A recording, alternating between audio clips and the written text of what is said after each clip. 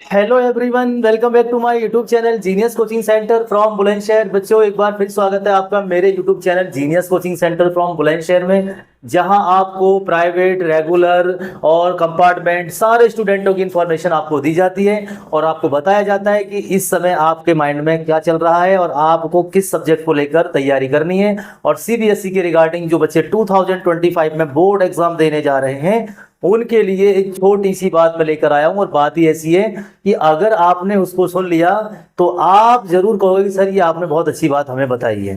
तो वीडियो अगर आपको लास्ट में पसंद आ जाएगी, छोटा सा एक लाइक कर दीजिएगा। आपको हम बहुत इंपॉर्टेंट बातें बता रहे हैं। इसके जो सर्कुलर है वो सीबीएसई ने गूगल पर भी जारी कर दिया है। मैं बात कर रहा हूं उन बच्चों के लिए जो 2025 में इस बार बोर्ड एग्जाम देंगे, चाहे वो क्लास 10th के हो या वो क्लास 12th के हो। तो मैं दोनों की बात कर रहा हूं बच्चों। दोनों क्लासेस के बच्चे मेरी बात को बड़े ध्यान से सुनेंगे, जिसमें आपको मैं ये बताऊंगा कि आप जो तैयारी कर रहे हैं क्या वो आपकी तैयारी आपके लिए बेनिफिट देगी या नहीं देगी। ध्यान से सुनना मेरी बात को। बात यह है बच्चों कि सीबीएसई ने सर्कुलर जारी ये किया है 2025 बोर्ड को लेकर। जितने भी जो आपके स्कूल्स हैं, जो क्लास 10th और 12th तक के जो स्कूल्स हैं, उसमें सीबीएसई ने जो वहाँ के प्रिंसिपल होते हैं या वाइस प्रिंसिपल होते हैं या जो भी ऐसे उनके मैनेजमेंट होता है, वहां उन्होंने नोटिस भेज दिया गया है। और उस नोटिस में ये साफ साफ लिख दिया गया है कि वो क्लास 10th और 12th के बच्चों को ओनली एनसीईआरटी की बुक को फॉलो कराएं। अगर कोई स्कूल वाला एनसीईआरटी की बुक फॉलो नहीं करेगा, अदर प्राइवेट या पब्लिकेशन की बुक यूज कर रहा है, तो उसके स्कूल की मान्यता भी रद्द कर दी जाएगी। बहुत बड़ा डिसीजन लिया है सीबीएसई ने। और अगर सीबीएसई ने ऐसा लिया है तो बच्चों उसकी एक वजह यह है कि सीबीएसई ने जो बोर्ड का पैटर्न है वो बहुत ही कॉम्पिटेंसी यानी कि बहुत ही पैराग्राफ टाइप का, एक केस बेस्ड स्टडी टाइप का उस तरह का बना दिया है कि बच्चे को ये चेक करना चाह रही है वो कि क्या बच्चा खाली रट्टाफिकेशन से एग्जाम देने आता है या थोड़ा बहुत अगर picture based, value based question उसको दे दिए जाएं तो उसको बनाकर भी लिख सकता है। तो वेल, अगर सीबीएसई ने इस चीज के लिए जारी नोटिस किया है तो उसमें आपको एक चीज ध्यान रखनी है कि भाई ये आपके लिए बहुत बड़ा पॉजिटिव पॉइंट है। क्योंकि बच्चों देखो, दो वजह है आपके पास। पहली वजह तो देखो बच्चों ये है कि आप मान लीजिए कोई रिफ्रेशर पढ़ रहे हैं। ध्यान से सुनो मेरी बात, मैं क्या कहना चाह रहा हूं आपसे। ये 2025 वाले बोर्ड स्टूडेंट की बात मैं कर रहा हूं कि अगर आप मान लीजिए कोई भी रिफ्रेशर पढ़ रहे हैं, मान लीजिए मैथ्स का आप आर एस अग्रवाल पढ़ रहे हैं या कोई आर डी शर्मा पढ़ रहे हैं, तो मैं ये नहीं कह रहा कि ये बुक गलत है, लेकिन आप अगर इन बुक में जाना चाहते हैं या आप इन बुक को फॉलो करना चाहते हैं तो सबसे पहली जो प्रायोरिटी है बच्चों वो आपकी ये है कि आपको एनसीईआरटी पूरी तरह से आनी चाहिए। क्योंकि बच्चों आप किसी भी टीचर से मालूम करोगे, आपके जो भी आपके नज़दीकी या पर्सनल टीचर हो और जो प्राइवेट बोर्ड वगैरह में कॉपी चेक करने जाते हो या मान लीजिए आपको प्राइवेट ट्यूशन देते हो, जो भी मान लीजिए आपको लग रहा है कि ये टीचर बेस्ट है, इनको नॉलेज है, आप अगर उनसे डिस्कस करेंगे तो वो आपको एक ही वर्ड बोलेगा कि बेटा 70% जो पेपर होता है वो किससे आता है, वो एनसीईआरटी से आता है। कोई भी टीचर होगा आपको यही बताएगा। अब ये आप सपोज करो कि अगर मान लीजिए 70% का मतलब ये नहीं है कि 70 नंबर का होता है। भाई बोर्ड में 80 नंबर का पेपर होता है। मैं मैथ की बात कर रहा हूँ, क्लास 10th और 12th की। अगर मान लीजिए आपका पेपर 80 नंबर का होता है तो 80 का आप 70% निकालोगे तो क्या ये 70 नंबर थोड़ी बैठेगा। 70 तो जब बैठेगा 100 का पेपर होता, तो 70% मतलब 70 नंबर का।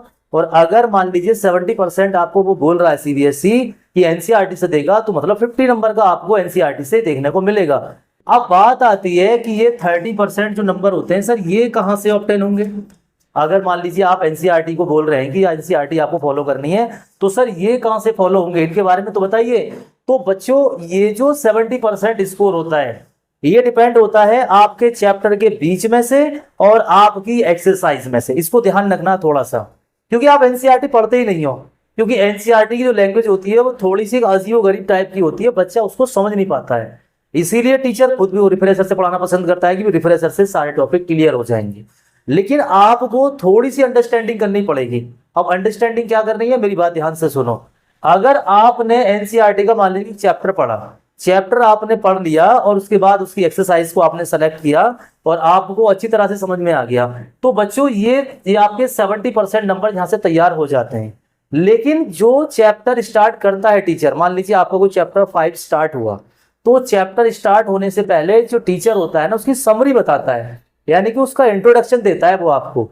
तो जब टीचर आपको इंट्रोडक्शन दे रहा है, टीचर आपको बता रहा है, वो बुक से अलग बताता है थोड़ा सा, तो वो जो बुक से थोड़ा अलग बता रहा है आपको, वो 30% में इंक्लूड होता है। इसको आपको अपने माइंड में फीड करना है कि भाई देखो 30% आपका इसमें इंक्लूड हो गया, 70% आपकी बुक एक्सरसाइज से आ गया। तो जब सारा कुछ आपको एनसीईआरटी प्रोवाइड कर रही है, तो फिर आप अदर पब्लिशर या अभी आप सैंपल पेपर के चक्कर में बच्चे कमेंट कर रहे हैं सर कौन सा ले, कौन सा बेस्ट रहेगा, तो आपको इस चीज की नीड क्या है। अगर मान लीजिए आप डेली रेगुलर स्कूल जा रहे हैं या प्राइवेट तैयारी कर रहे हैं, आप देखो जो बच्चा टॉपर आता है, आप कभी भी किसी टॉपर बच्चे की कॉपी या नोटबुक को ओपन करके देखना, तो बोर्ड में चेक हुई हो, तो आप सैंपल पेपर आते हैं, मान लीजिए ओसवाल का हुआ या किसी का भी हुआ, उसमें टॉपर से आंसर्स होते हैं, वो सॉल्यूशन होता है उसमें, जो टॉपर्स अपने अकॉर्डिंग उसमें सॉल्व करते हैं। तो भाई उनको आप देखोगे तो वो सारा एनसीईआरटी बेस्ड ही होता है। वो नीचे लिख देते हैं कि this question depend only NCERT based questions. तो आप बताओ रिफ्रेश की तैयारी क्यों करेंगे। तो अगर मान लीजिए, मैं ये नहीं कह रहा कि आप बिल्कुल ही मत करो, लेकिन बच्चों जो पहला ऑप्शन है आपका, वो ऑप्शन आपका जो 2025 वाले बोर्ड वाले बच्चे हैं, उनके लिए सीबीएसई ने साफ साफ ये बोल दिया है, स्पेशल स्कूल वालों से तो यही कह दिया है कि आप पहले अब बच्चों को NCERT pattern, NCERT concept, NCERT introduction, ये सारी चीज बच्चों को क्लियर कराएं, जिससे बच्चा जो कंपार्टमेंट और इंप्रूवमेंट में चला जाता है वो उससे बच सके। तो अगर बच्चों आप चाहते हो, देखो करोगे तो वही जो आपके मन में होगा, ऐसा नहीं है कि आप मेरी बात मानोगे नहीं मानोगे, वो तो देखो बच्चे पर डिपेंड करता है कि वो किसी बात को फॉलो कर रहा है। लेकिन आप चाहे कुछ भी कर रहे सही, लेकिन आपके लिए जो पहला ऑप्शन मैं यही बोलूंगा बच्चों कि आप पहले एनसीईआरटी पूरी ऑल इंडिया बुक है बच्चों। ये आप देखोगे तो फॉरेन कंट्री है, सऊदी अरेबिया, दुबई, ये सारी जगह एनसीईआरटी चलती है। आप गूगल सर्च करोगे आपको बुकों का नाम आ जाएगा। तो जब एनसीईआरटी ने अपना एक इतना स्कोप बना रखा है, तो जाहिर सी बात है कि जो बोर्ड में पेपर होगा वो एनसीईआरटी से ही होगा, नहीं होगा, आप सोच के बताओ। तो आपका काम क्या है बच्चों, आप ट्यूशन पढ़ते हो, आप स्कूल में भी जा रहे हो, सारी चीज कर रहे हो, आपको ये माइंड में फीड करना पड़ेगा कि भाई हमें एनसीईआरटी को अच्छी तरह से, एक तो होता है ऐसे ही पढ़ लेना, टीचर ने चैप्टर समझाया, टीचर ने पढ़ाया और आपने सिर्फ किसी बच्चे की नोटबुक से लेके काम कर लिया और सर हमारा वर्क कंप्लीट होगा लो चेक कर दो, उसको पढ़ना नहीं कहते। पढ़ना कहते हैं कि जब मान लीजिए टीचर आपको समझा रहा है, उसका कॉन्सेप्ट बता रहा है, तो उसकी बातों को ध्यान से सुनो। और अब आपने उसकी बातों को, टीचर्स की बातों को ध्यान से सुना और उसने चैप्टर के रिगार्डिंग ही कुछ आपको समझा दिया, तो वो होती है एक्स्ट्रा बेस नॉलेज। जिस बच्चे को एक्स्ट्रा बेस नॉलेज हो जाती है वो होती है इंट्रोडक्शन से, वो 30% स्कोर को डेफिनेटली कवर कर लेगा। तो बच्चों अपने माइंड में एक बात फीड कर लो कि आपको अगर सॉल्व करनी है तो एक ही बुक सॉल्व करनी है जिसका नाम है एनसीईआरटी बुक। एनसीईआरटी चाहे हिंदी हो, चाहे इंग्लिश हो, मैथ हो, साइंस हो, जो भी सब्जेक्ट आपके पास है, सबसे पहले आप एनसीईआरटी को फॉलो करो।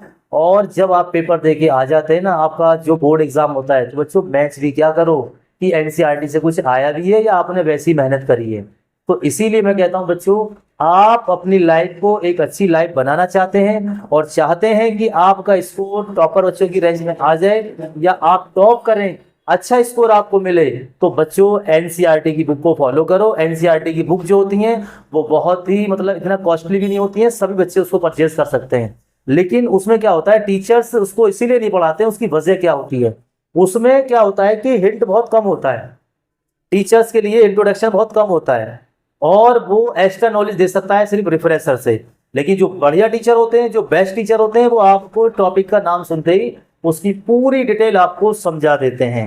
तो इसीलिए टीचर्स का काम करते हैं कि वो रिफ्रेशर पे ज्यादा डिपेंड हो जाते हैं। और रिफ्रेशर पे डिपेंड होने का मतलब है कि टीचर को ज्यादा मेहनत नहीं करनी है, अब बच्चे को मेहनत करनी है, टिक लगवा दिया, भाई पढ़ता रहे पढ़ता रहे पढ़ता रहे, पूरी साल बच्चा पढ़ा और उसके बाद भी रिजल्ट क्या आया, 0।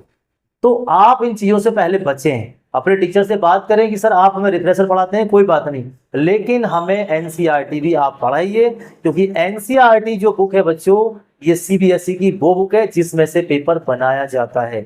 जब एग्जामिनर जो एग्जाम बनाते हैं, पेपर बनाते हैं, तो उनको एनसीईआरटी बुक दी जाती है, कोई भी रिफ्रेशर, कोई भी सैंपल पेपर नहीं दिया जाता। इसीलिए वो उसी में से सब कुछ तैयार करते हैं। बस फर्क क्या है, फर्क ये है कि वो उस क्वेश्चन की थोड़ी सी लैंग्वेज चेंज कर देते हैं कि बच्चे को वो कंफ्यूज करना चाहते हैं। लेकिन जो पढ़ने वाले बच्चे होते हैं, जो समझदार बच्चे होते हैं, वो उसकी लैंग्वेज को समझ लेते हैं और समझने के बाद उनका स्कोर इतना हाई बन जाता है कि वो अपने आप पर बिलीव करते हैं कि यार हमने एनसीईआरटी को फॉलो किया है, देखो हमारा कितना अच्छा स्कोर रहा है। तो मैंने एनसीईआरटी की बुक के लिए आपको बताया है कि आप एनसीईआरटी बुक को फॉलो करें, एनसीईआरटी बुक को समझें और उस पर ही आपको सारा कंसंट्रेट अपने माइंड को रखना है, चाहे मैथ हो चाहे साइंस हो। बहुत कुछ होता है बच्चों इसके अंदर, छोटी छोटी पॉइंट में बहुत बड़ी बात बोल देता है एनसीईआरटी, लेकिन बच्चे उसको समझ नहीं पाते हैं और ना ही टीचर्स उसको अच्छी तरह से एक्सप्लेन कर पा रहे हैं। अगर टीचर सारे टॉपिक को एक्सप्लेन करें ना एनसीईआरटी के 1 बाय 1 टॉपिक को, एक सिंगल बच्चे को ना तो ट्यूशन की नीड होगी और ना ही बच्चा कोई भी रिफ्रेशर की तरफ जाएगा। अब बच्चे क्या सोचते हैं, नए यूट्यूबर वाले और बहुत सारे यूट्यूबर वाले को ये वाली को बहुत अच्छी है भाई, ये वाला प्रकाशन बहुत अच्छा है, वो ऐड करते हैं और जब वो ऐड करते हैं उनको उसका कमीशन मिलता है। अब उनको कमीशन मिलेगा तो भाई वो तो ऐड करेंगे ही करेंगे, और फिर आप जिन उनको लाइक करते हो, उनको फॉलो करते हो, उनकी बातों में आते हो, तो जाहिर सी बात है आप उनको परचेज करोगे। लेकिन जब पेपर होता है तो पूछो उन पुराने बच्चों से जिन्होंने उनको फॉलो कर रखा है, उनके अकॉर्डिंग उन्होंने सैंपल पेपर ले लिए थे, भाई कितने % आया उसमें से।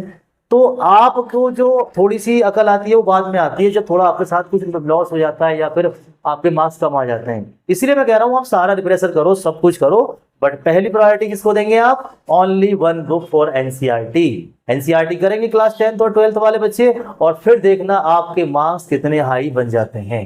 तो ये छोटी सी इंफॉर्मेशन थी जो आपको मैंने एनसीईआरटी के रिगार्डिंग दी है। अगर वीडियो आपको पसंद आई हो तो इसको लाइक करें, शेयर करें, कमेंट करें, क्योंकि बच्चों हम आपके लिए पूरी जान लगा रहे हैं कि आप अगर रिजल्ट बेहतरीन हो 2025 में, आप अपने घर वालों को वो खुशी दें जो आज तक आपने नहीं दी हो।